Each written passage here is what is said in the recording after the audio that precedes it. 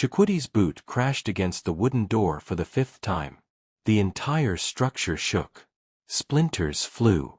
His heart hammered in his chest as sweat poured down his face. "Kofi!" he screamed. "Kofi, answer me." Nothing. Just silence from inside that room. Silence that felt like death itself. One more kick. The frame began to crack. Then suddenly, a voice erupted from within. "Stop. Stop. I'm here." But this was just the beginning of a nightmare that would test everything Chukwudi believed about kindness, trust, and the dangerous bridge between being a good man and being a fool. If you love stories about real-life struggles and the tough choices we all face, hit that subscribe button and drop a comment telling me what you would do in Chukwudi's shoes. And don't forget to smash that like button because this story is about to get intense. Let me take you back to where it all started. Chukwudi had built 4 separate rooms in his backyard, turning them into a small rental business. When he first started, he made himself a promise. A promise he wrote down and stuck on his bedroom wall. Do not let kindness interfere with business. He read those words every morning, but deep down, he knew he was fighting a losing battle against his own nature. You see, Chukwudi was the kind of man everyone loved. The kind who would give you his last 5,000 naira without thinking twice.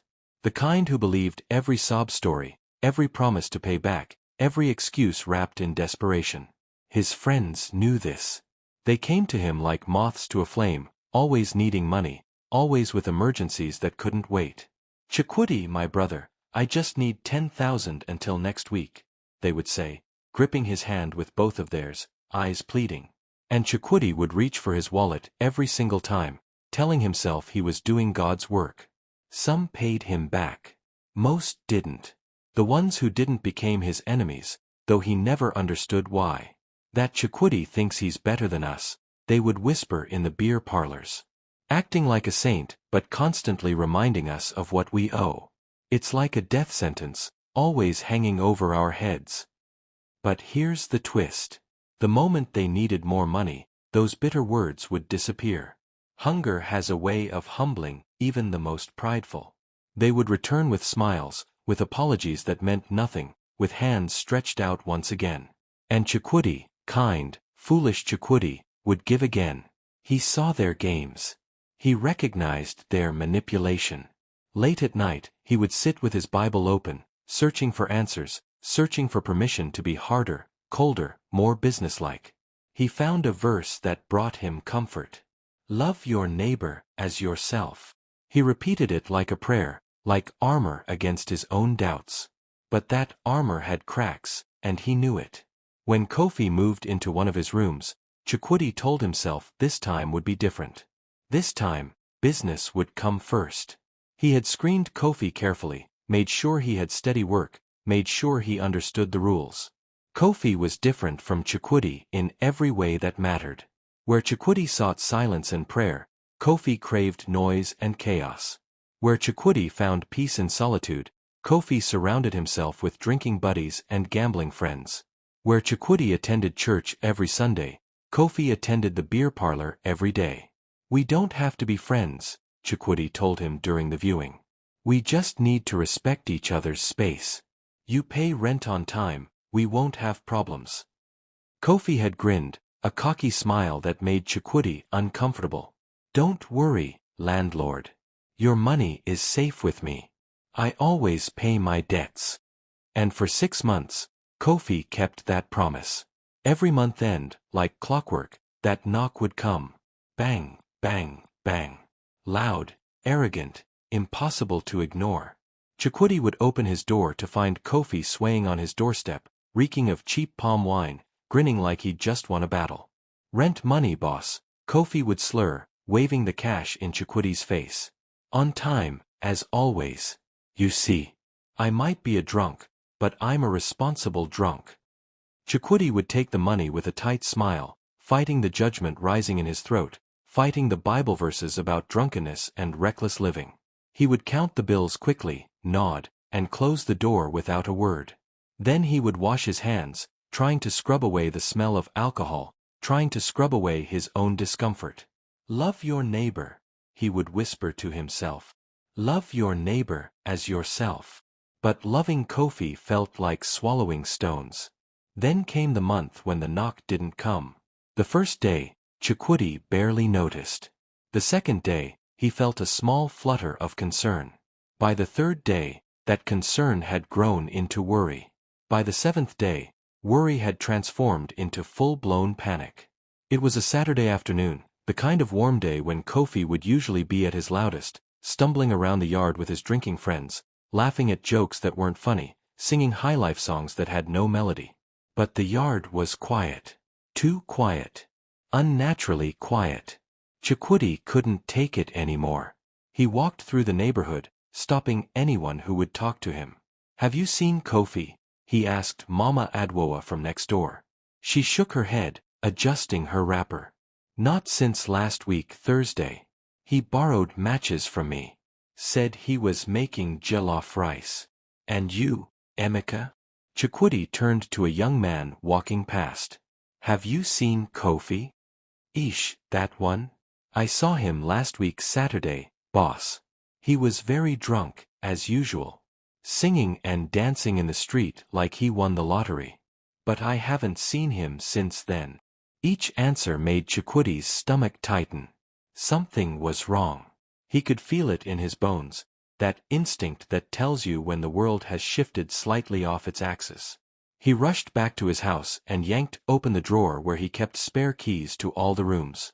His hands shook as he searched for Kofi's key. When he found it, he practically ran to Kofi's door. The key wouldn't go in. He jiggled it, pushed it, forced it, but the lock refused to accept it.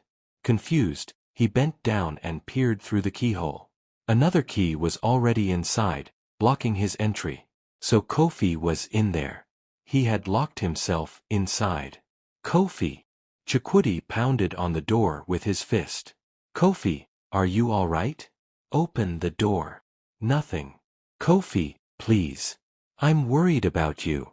Just let me know you're okay. Still nothing. Fear gripped Chukwudi's heart like a fist. Images flooded his mind. Kofi lying dead on the floor. Kofi hurt and unable to call for help. Kofi sick with something terrible, too weak to even crawl to the door. Without thinking, operating purely on instinct and terror, Chukwudi stepped back and kicked the door. The first kick barely made an impact. The second kick created a loud bang. The third kick made the frame groan. The fourth kick produced the first crack. And on the fifth kick, just as he was preparing for the sixth, a scream pierced through the wood. Stop. Stop kicking my door. Kofi. Chukwudi's voice cracked with relief and confusion. Kofi, is that you? Sounds of movement came from inside. Footsteps. The scraping of furniture. The clicking of a lock. Then the door swung open, and there stood Kofi, fully dressed, clean-shaven, looking nothing like a man who had been sleeping or sick or in any kind of trouble. What is wrong with you? Kofi demanded, his face twisted with anger and something else. Something that looked like shame. Why are you trying to break down my door like a madman? I was worried sick about you. Chukwudi shouted back, surprised by his own emotion. You disappeared for a whole week. No one has seen you. You didn't pay rent. I thought something terrible had happened. So you thought you'd just destroy my door? Kofi's eyes darted left, right, down, anywhere but at Chukwudi's face. You thought you had the right to break into my room? You weren't answering. I knocked, I called, I did everything. Chukwudi took a deep breath, trying to calm himself. Kofi, talk to me. What's going on? Where have you been? I've been here, Kofi mumbled. Just been sleeping. Resting. Is that a crime now? Chukwudi studied him carefully. Kofi's shirt was ironed. His pants were clean. His face was fresh. This was not a man who had been sleeping for days. You're lying to me, Chukwudi said quietly. I can see it in your eyes. You can't even look at me. Who are you, my father? Kofi snapped, but his voice lacked conviction. I don't have to explain myself to you.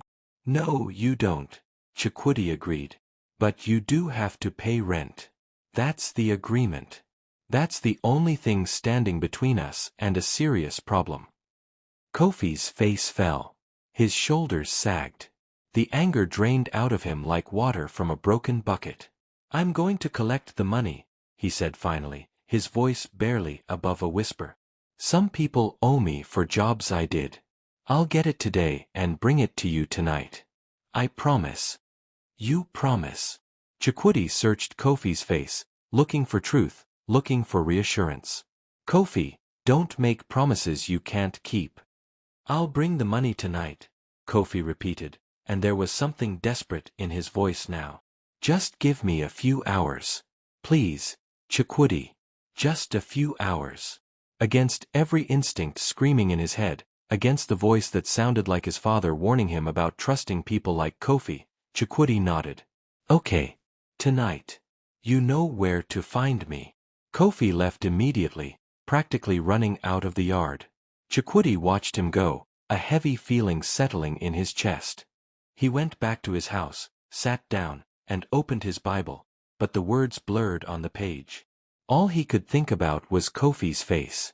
That shame. That desperation. That inability to make eye contact. Kofi did collect his money. He went from house to house, from business to business, collecting payment for all the repairs he had done over the past weeks. People were happy to pay him.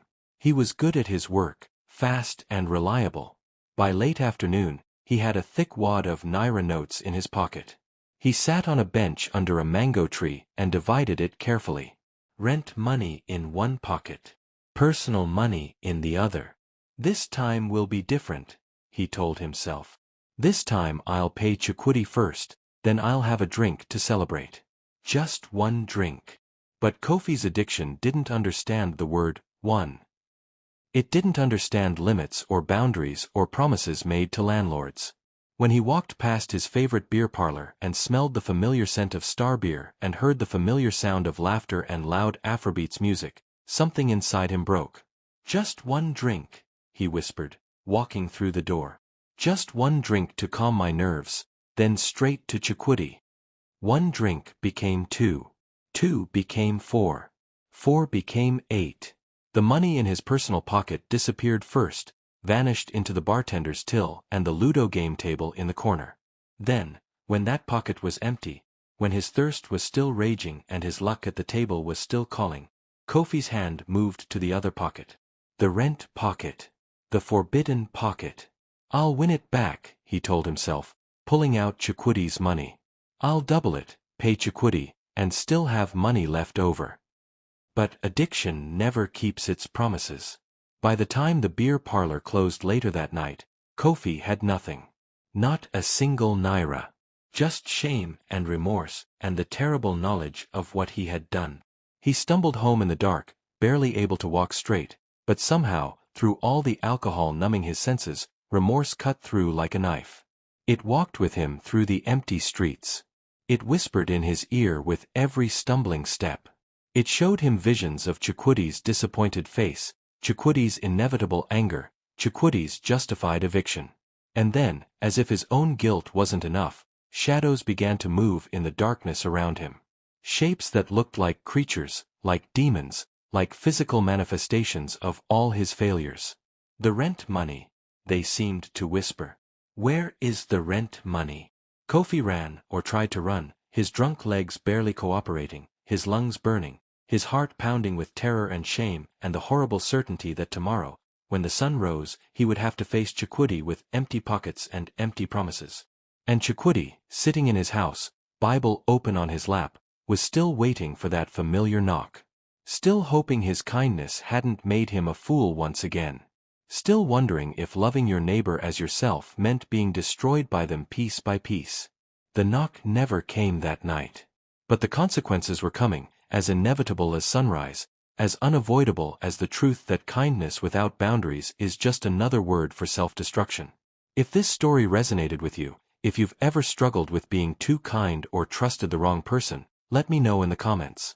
And don't forget to subscribe for more real stories about the hard choices we all face. Hit that like button if you want to see how Chukwudi handles what comes next, because trust me, this story is far from over.